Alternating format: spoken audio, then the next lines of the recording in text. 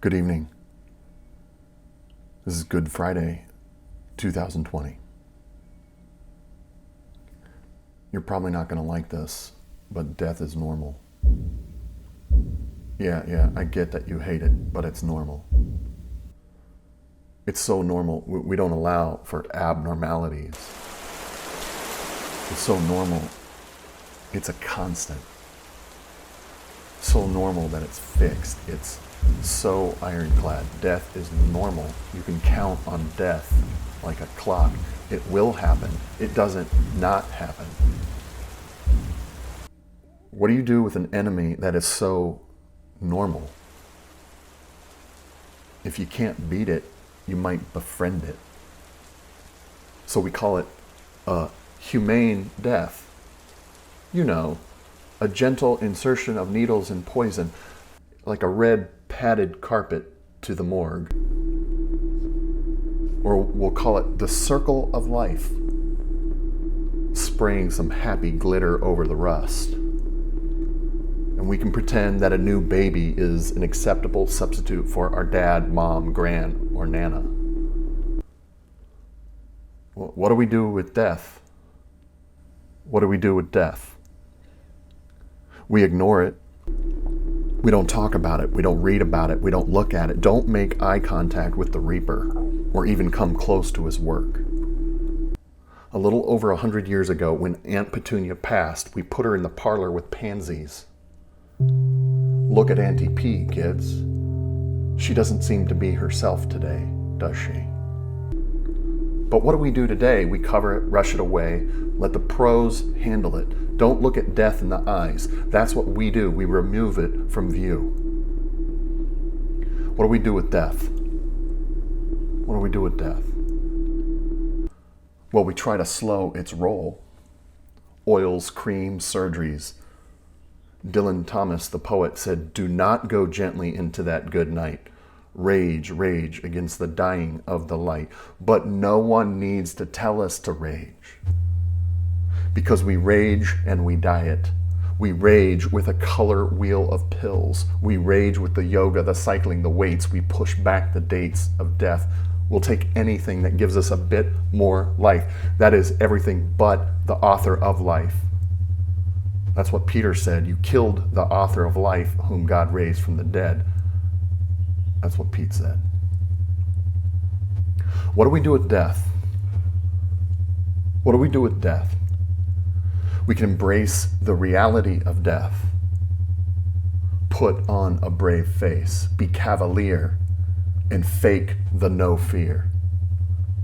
Nothingness follows us anyways, right? So let's get a wingsuit and base jump off that bridge. Yes, death will have a higher score, but you have 4 quarters to score some yourself. So create a bucket list of awesome. Pack it in before your 20 have expired.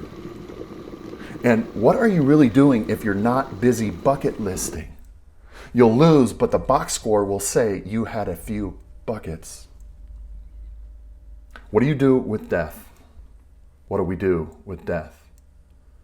You could make everything of death. You could see death's threat everywhere. I mean, be completely scared of it and institute uninterrupted strategies to guard against it.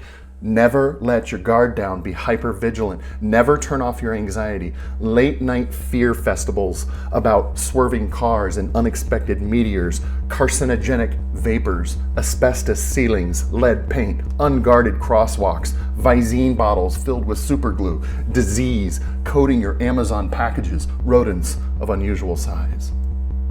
Use tattoos and labels of scythes and skulls and bones.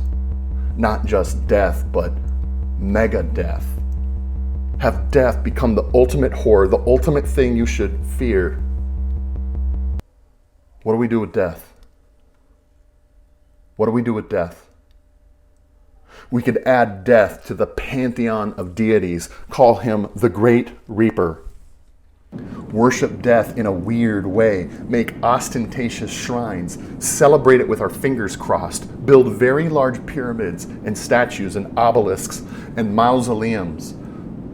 present the marble and the precious metals as a useless offering to the great reaper. Maybe there's a force or karma or some gentle cosmic pasture where you and your favorite things float in ethereal bliss. Maybe, but treasures in pyramids only end up in museums. What do we do with death? What do we do with death? We definitely try to keep it dead. You play by the rules over normality. Reanimation? Any reanimation? No. Let's make reanimation horrible as well. Play only by death's rules. Use his palette, use his brushes. If it does come back, have it mindless, mangled, make it limping and hungry for human flesh. Make it all darkness. Zombify all resurrection. No one comes back in good shape. You know that? No one. They just get a second serving of death. What does a God on a cross do with death? Have death swallow the very definition of life. God became dead. Have it cover God, consume God. Have it touch and stain and wreck and destroy and do its business. Have the author of life succumb to the ender of life. Become vulnerable to the greatest endgame. Submit yourself to the darkest chapter of humanity. Do not veer from frailty or that tunnel of suffering. Take the effects, the penalty, the inevitable end of things. Why?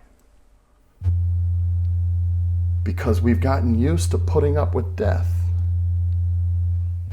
We actually prefer it to life. Father, forgive them because they don't know what they're doing, Jesus said. What does a God on a cross do with death? All the talk about God the stern, God the big meanie, God the buzzkill, God the mirth killer, God the angry, God the smiting, the joy sapping, the toy taking God must be met with the God who was humiliated in all the ways that we are.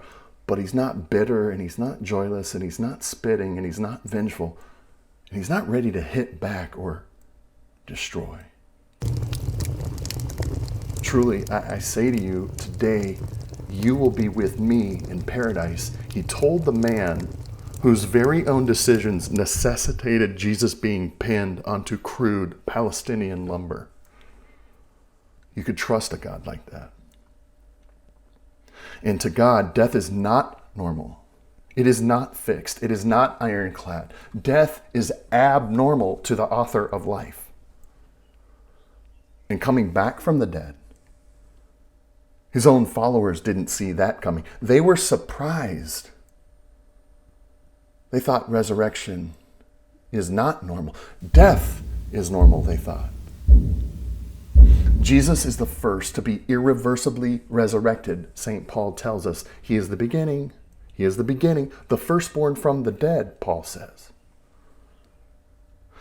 You know when you went to Costco pre-COVID and they had a sample of spring rolls on a metal tray?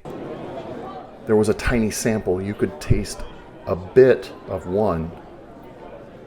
And you knew it was the first tasty representative of the 3 dozen that were in the freezer behind you.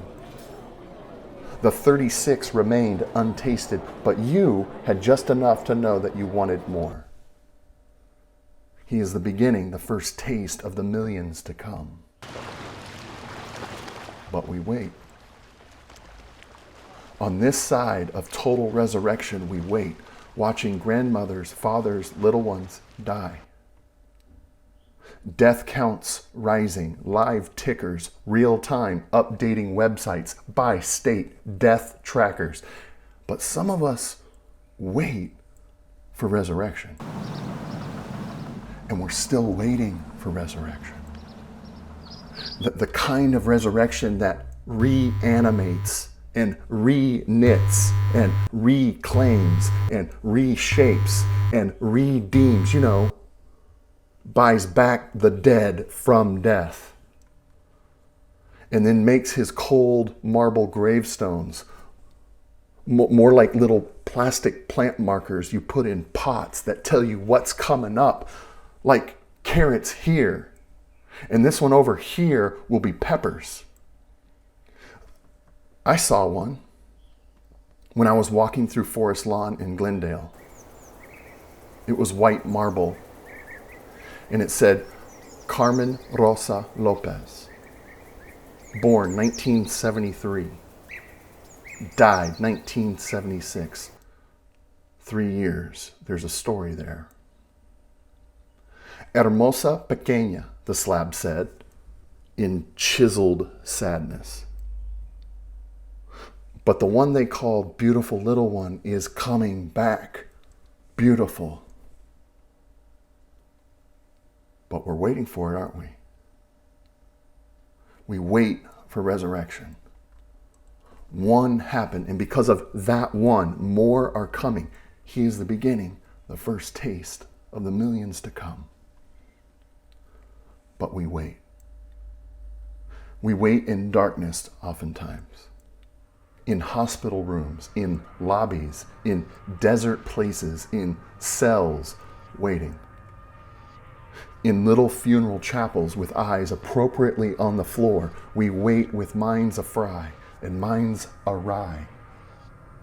With bodies that can't keep up, with psyches loaded with so much sorrow, angst, confusion, uncertainty, that we eat it and drink it and stuff pills into it and buy it and work through it until it's dull and throbbing again, still thirsty, still waiting. I thirst, Jesus said, as they gave him sour wine that was a little more like apple vinegar.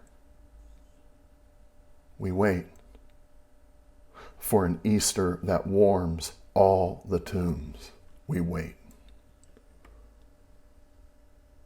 But like sunrise, resurrection's coming. Into your hands I commend my spirit, Jesus said. And we wait for it. We wait for it.